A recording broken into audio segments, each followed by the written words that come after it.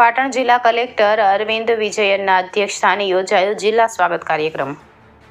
પ્રજાના પ્રશ્નોને વાચા મળે તે માટે રાજ્ય સરકારે ગ્રામીણ સ્તરેથી લઈને રાજ્ય સરકાર સુધી સ્વાગત કાર્યક્રમ અમલમાં મૂક્યો છે, જેના અનુસંધાને તાલુકા સ્વાગત, જિલ્લા સ્વાગત તેમજ રાજ્ય સ્વાગત કાર્યક્રમ યોજાય છે.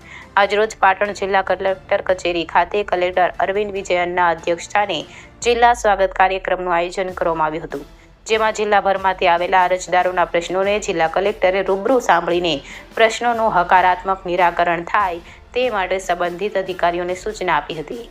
પાટણ જિલ્લા કલેક્ટર કચેરીએ આજે અરજદારો પોતાના પ્રશ્નો લઈને જિલ્લા સ્વાગતમાં ઉપસ્થિત રહ્યા હતા.